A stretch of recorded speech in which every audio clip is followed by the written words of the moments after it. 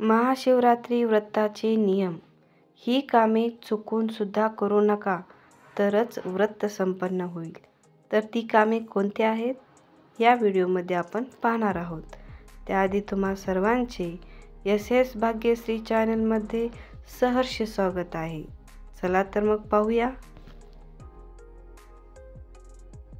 महाशिवरात्रीच्या दिवशी ब्रह्ममुहूर्तावर उठून स्नान करून स्वच्छ वस्त्र परिधान करून जवळच्या शिवमंदिरात जाऊन भगवान शंकरांना जल अर्पण करावा.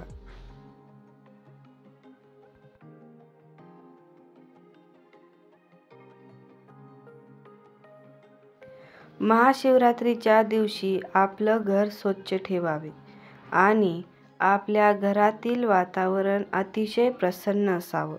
यामुळे काय होतं, आपली पूजा सार्थकी लागते आणि घरामध्ये कटकट असेल तर पूजेचे फळ मिळत नाही.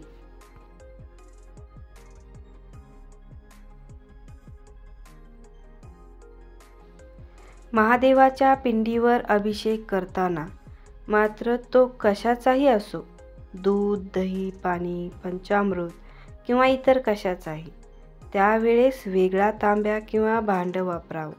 शंखाचा वापर करू नये.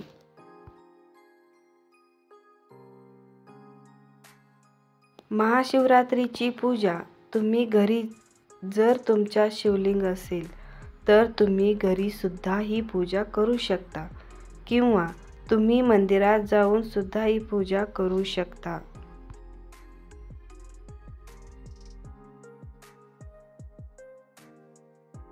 महाशिवरात्री उपवास तुम्ही केला असेल किंवा नसेल तरी पण त्या दिवशी तुम्हाला ब्रह्मचारीचे पालन करायचे आहे व मांसाहार वर्ज्य करायचा आहे.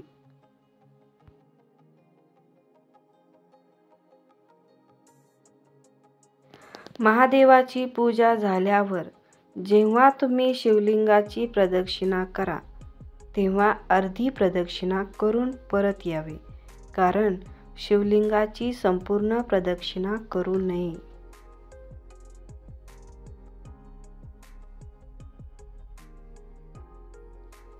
शिवपिंडीवर हळदीचा आणि कुंकवाचा वापर अजिबात करू नये, कारण महादेवाची जी पिंड आहे ती पुरुष तत्वाचा प्रतीक आहे.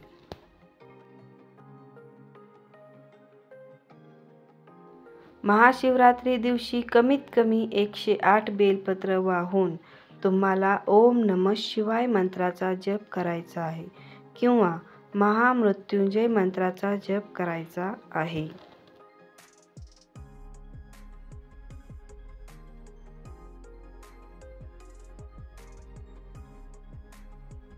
बरेच जण असे सांगतात की उपवास फक्त पाणी पिऊन करायचा किंवा निर्जला पकडावा, पण तसे काहीच न करता तुमच्या इच्छेनुसार तुम्ही महाशिवरात्री व्रत करा.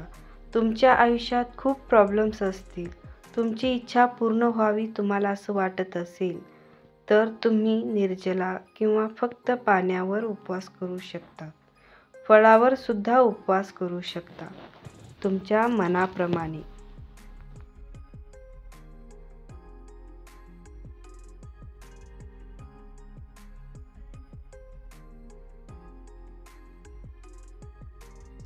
महादेवाची पूजा करताना जेव्हा तुम्ही मंदिरात जातात, पूजामध्ये जे साहित्य घेऊन जातात त्या साहित्यामध्ये एखादी वस्तू जरी नसली तरी काही फरक पडत नाही, कारण महादेवांना भोळे महादेव म्हटले जाते.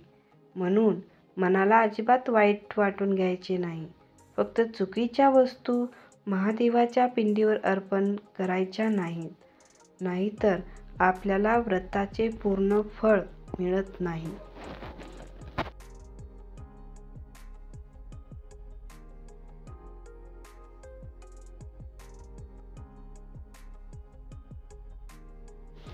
हे नियम स्त्री पुरुष दोघांनाही लागू आहेत. अशा पद्धतीने जर तुम्ही महादेवाची पूजा केली तर तुम्हाला त्याचे फळ नक्की मिळेल.